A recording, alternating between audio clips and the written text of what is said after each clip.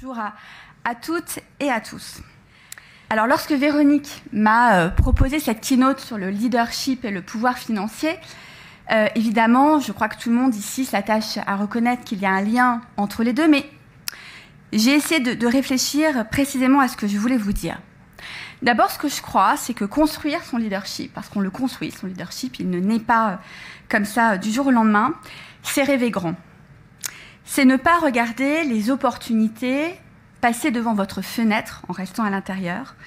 C'est s'approprier sa vie en toute autonomie et donc en toute autonomie financière. Renforcer les droits économiques des femmes, c'est être au carrefour des réalités de toutes les femmes. L'autonomie économique et financière, comme me disait Simone de Beauvoir, décidément ce matin c'est la figure centrale, la garantie de leur indépendance, la base sur laquelle elles pourront revendiquer des droits civiques et trouver leur bonheur en même temps que leur liberté. Alors je vous demande de vous projeter un petit peu en arrière et de revenir sur cette fabuleuse cérémonie des JO à laquelle peut-être certaines d'entre vous ont assisté ou en tout cas ont peut-être regardé, comme c'était mon cas, devant leur télévision.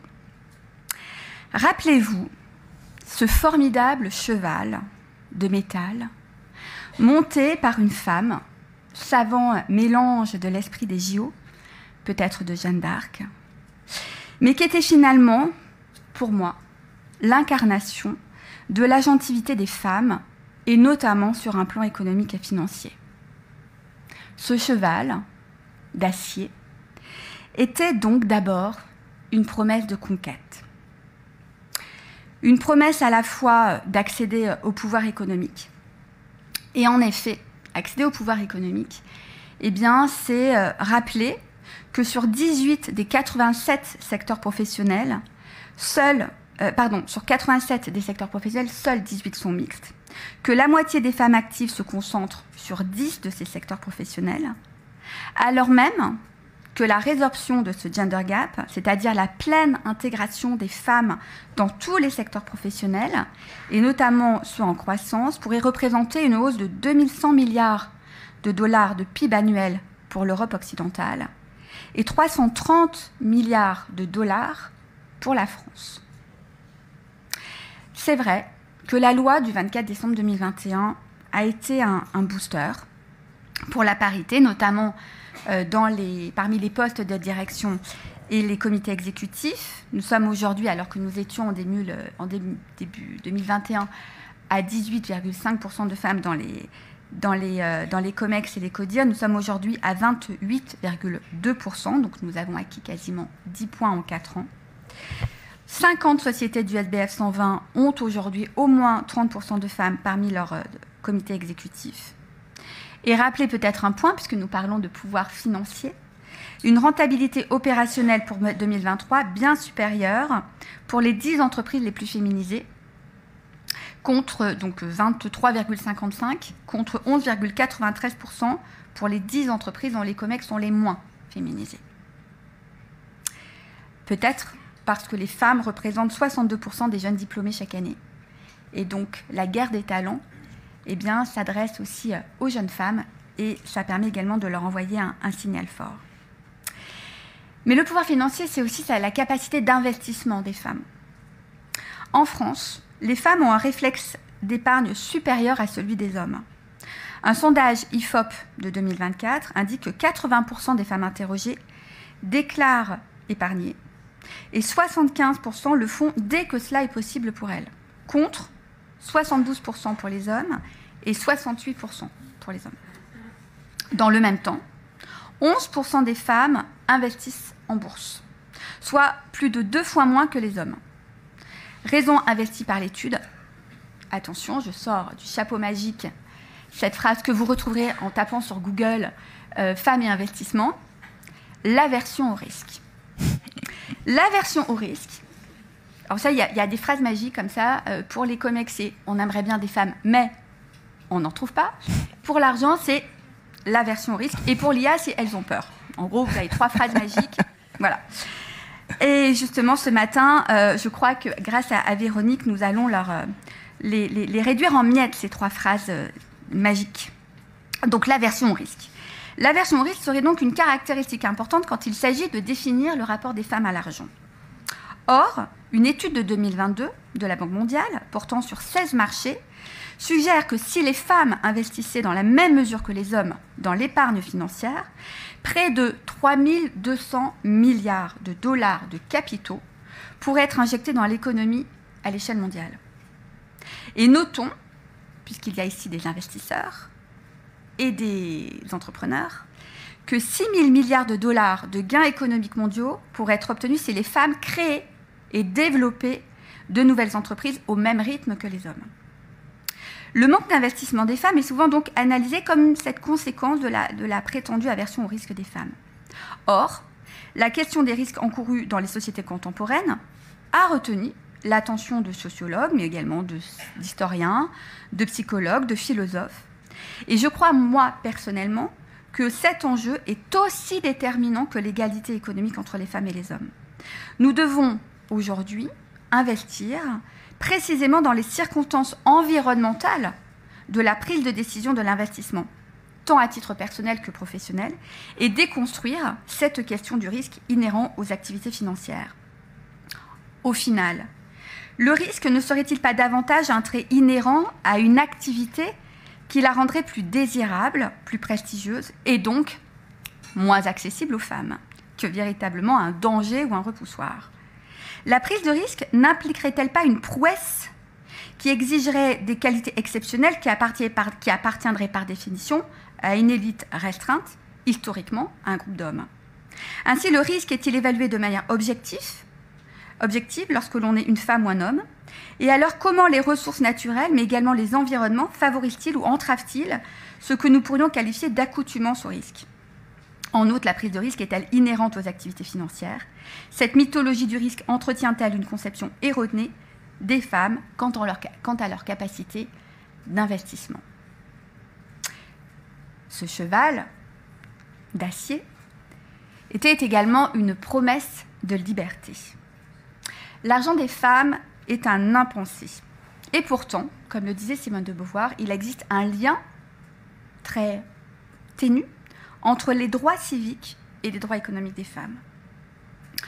En fait, en France, nous partons du postulat que l'argent est impur, que les rapports historiques à l'argent, c'est à la fois une prétendue pureté originelle des rapports sociaux sans échange marchand, que l'argent imposerait une rationalité calculatrice et marchande, et donc que l'argent pour les femmes renvoie avant tout à une marchandisation du corps de la femme.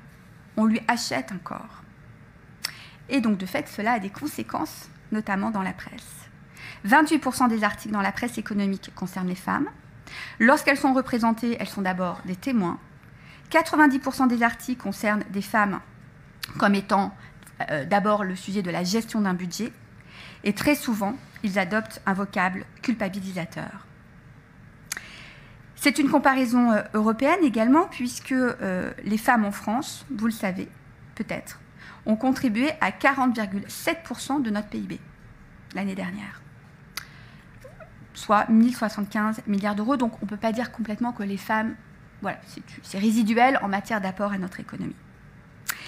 Et donc pour renforcer cette liberté, notamment par rapport au choix économique des femmes, je me suis attachée également aux enjeux des droits fiscaux des femmes.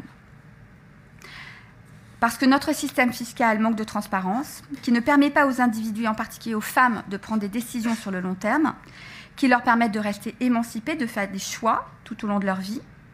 Nombreux sont les dispositifs fiscaux qui sont empreints d'une conception passée de la famille et des individus, qui empêchent l'autonomie économique et financière des femmes, qui restreignent leur accès au marché du travail et greffent de fait la productivité des entreprises et la croissance du pays. L'impôt, au-delà de son caractère technique, engage des choix de société qui peuvent contribuer, dans le cadre d'un corpus de politique volontariste, à équilibrer les relations économiques entre les femmes et les hommes.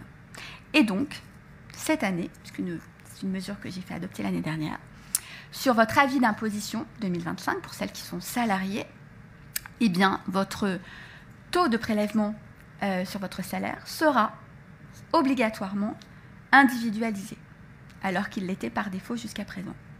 Ce qui signifie que dans des couples où il y a une grosse différence de salaire, Il va y avoir des petites discussions en septembre, hein, dans certaines familles, je pense.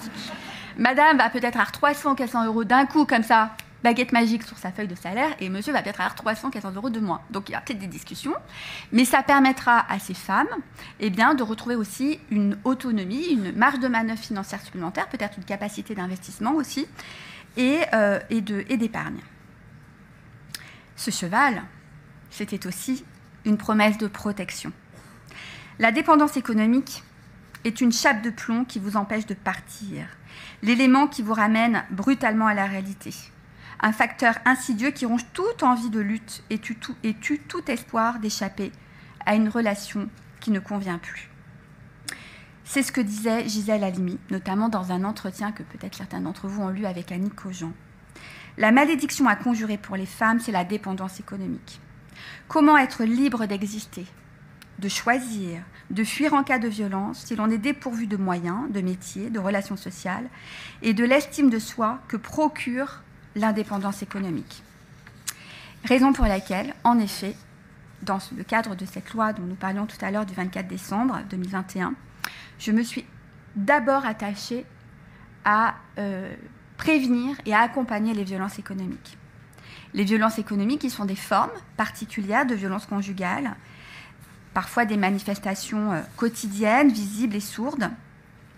Et il faut bien le reconnaître, elles sont souvent encore trop peu étudiées.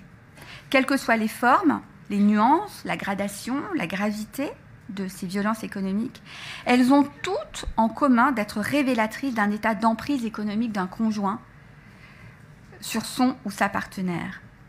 Qu'il s'agisse de simples remarques sur la nature ou le montant des dépenses effectuées, sur des choix d'orientation professionnelle, jusqu'au refus total d'accès à des moyens de paiement. Ces violences visent à réduire, à annihiler l'autonomie économique d'une femme, pouvant malheureusement mener à des situations tragiques. Raison pour laquelle, donc, dorénavant, les salaires et les allocations individuelles, les allocations sociales individuelles, sont versées sur un compte dont les femmes sont titulaires ou co-titulaires, ça vaut évidemment pour les hommes. Et nous avons également assoupli, et j'en parle parce que c'est une procédure qui est peu connue, de droit au compte. En l'occurrence, parfois, un compte joint peut être un obstacle à l'ouverture d'un compte individuel. Et lorsqu'il y a des violences conjugales manifestes, la Banque de France, de fait, impose un droit au compte aux établissements bancaires.